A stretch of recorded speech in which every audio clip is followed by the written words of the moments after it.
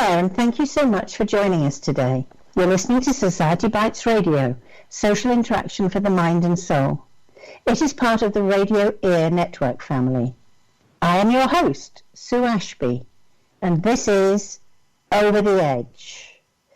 Today is part 2 of a show where I am talking to an inspirational lady who suffered domestic violence and went to a shelter. In the first part, she shared her experiences of what she learned there.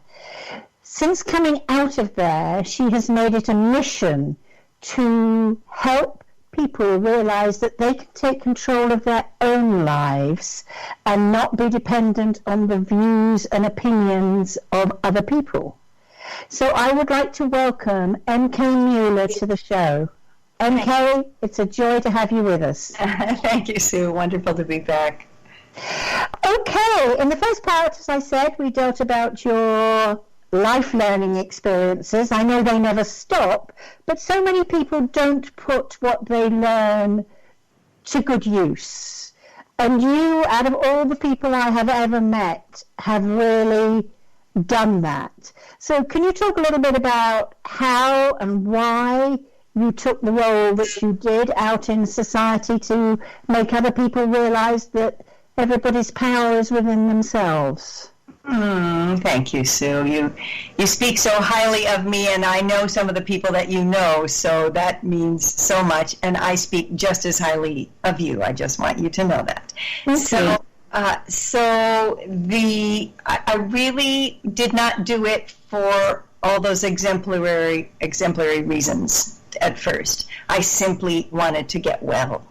And so the very first step after I got out of the shelter for domestic violence was realizing if they're only going to have follow-up meetings once a month, I have to change so many behaviors. Just to give you an example, one of the things they had taught me while I was in the shelter was not to blame and complain, that I could take care of my own situations. In other words, when I came across a problem, either I could ignore it or I could do something about it, but to simply sit and talk about it and how it should change didn't work. So I started to change my language. Instead of I should, I changed it to I could.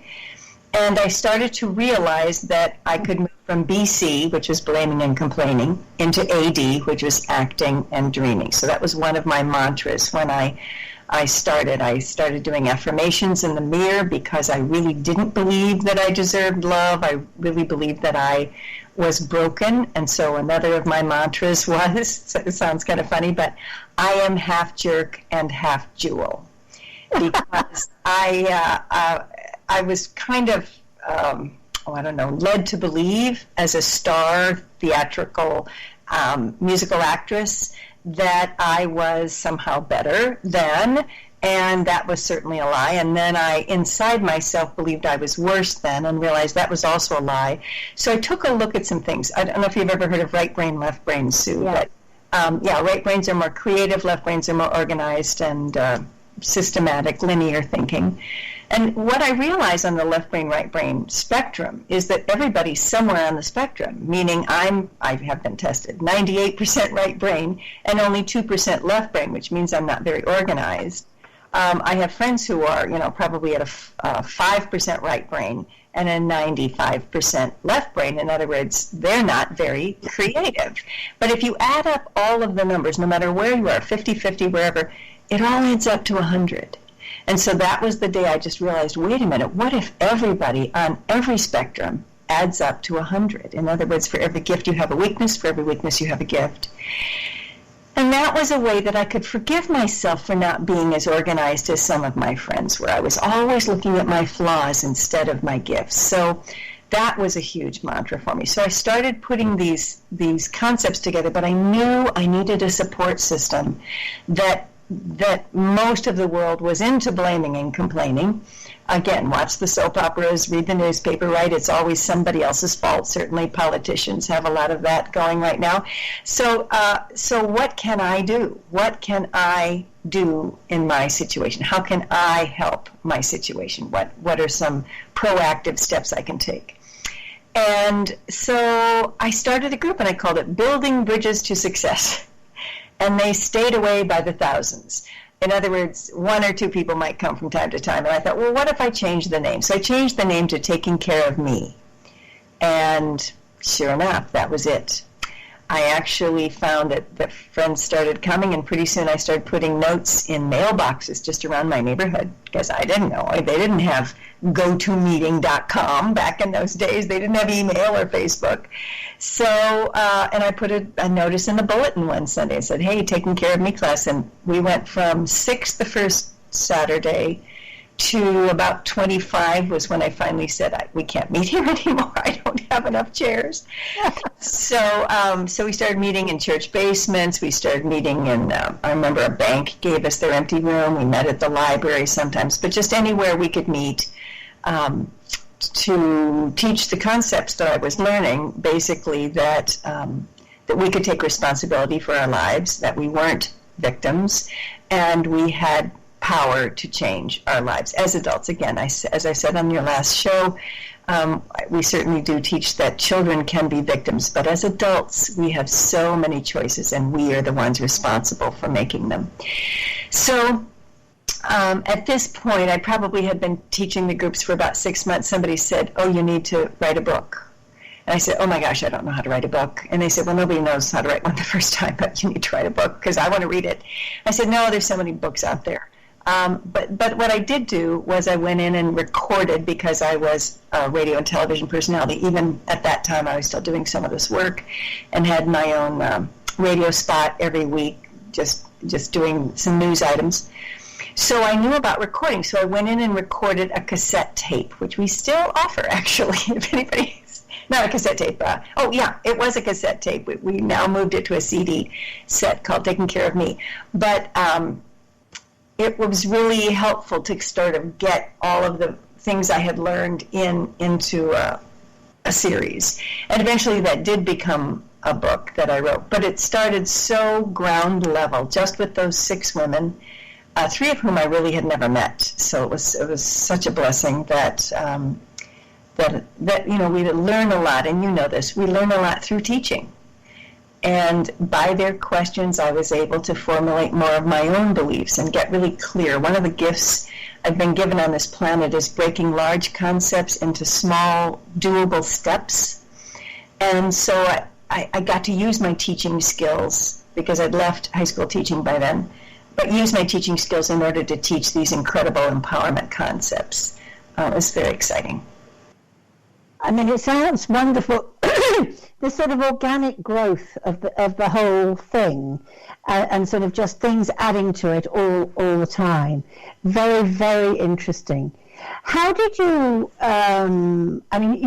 You developed that, and it went on and on into great things. I mean, you've done a TEDx talk. Yes. So let me connect a couple more dots before we get up to TEDx. Okay. Give her asking. So the next level, of course, is becoming a professional at it. So at that time, I was doing Weight Watchers classes, believe it or not. Now I have my own weight release program, but back in those days, I was just doing whatever side jobs I could do. So the radio was the side job, and Little Weight Watchers was a side job, and just doing whatever I could to, pay the house payment, etc. And what happened was one day somebody came up and said, hey, could you speak to our company? We only have $100. And I said, oh, you would pay me? And that was delightful. Just probably like 3 or 4 months later, Creighton University called and said, we have a large talk that we're looking for a speaker for. It's between you and this other person. What's your offer? And I offered 1/10 as much as they did. So they offered me the position. But that was when I realized if my competition was charging that amount of money, that I might be able to actually make a living at this. So when I hear people who say, how can I help spread the message? The first thing you have to do is what I did for that first year. I clarified the message. I got it down to steps. So Taking Care of Me, both my book, Taking Care of Me, and my CD set, are based on the 12 habits of happy people. And if you notice, most self-help books are ingredients. They say, do a little of this, a dash of this, a bit of this. It doesn't really ever give you what order to put them in or how much of everything. It just says, here, do a little bit of all of this stuff, and somehow it'll all sort out. That was why eventually somebody, I was actually a recovering alcoholic, walked up to me one day and said, I don't want the ingredients, I want the recipe. And I know it's in you, so I want another book from you. I love how people will guide us if we're just coachable. That's what I talked about in that last call too. If we're just coachable, if we just listen, the next steps will be given to us. And when we're not hearing next steps, go ask someone that you admire and say, if you were me, what would the next step be? And then, for heaven's sakes, if it doesn't endanger your life, do it. Right? Mm-hmm. So I did end up writing the books that, took every dime of. Actually, my father passed during that time, and I got an inheritance. So we lived on the inheritance for 3 years. Yeah, people who think they're going to write a quick book, good luck. For 3 years, I, again, kept a couple side jobs and did a lot of writing, and eventually was able to self-publish my Taking Care of Me book. And by this time, I was speaking on a state level and sometimes a regional level, and then shortly after the book came out, I became a national and international trainer. But again, it all starts with having something clear that people can. I think one of the things people love about not only my books but my speaking is that I'm so practical. Can I talk about some of those practical steps real quickly, Sue? You can. It's going to be quick. Okay. The first of the practical steps is called the power pyramid, and basically we say choose thoughts that feel good, because when 95% of your thoughts feel good, that means you're in 95% of your power. But when only 5% of your thoughts feel good because you're blaming or complaining or regretting or feeling guilt or resentment, then you're really giving away 95% of your power, and you're only fiving, we call it. So that's the first step. The second one is get the picture, know what it is you want, and make a dream board. So everybody I coach has a poster board, either online or an actual poster board of pictures of the things that they want to bring into their life, and they keep looking at that until pretty soon it's not only a thought, it's an actual belief. They can feel what it will feel like. So I have many chapters in my books about that step. The next one is risk, which is, if I had no fear, what would I do? One of the things we teach is that love and fear are opposites. Therefore, when you want to move toward love, you simply move away from fear.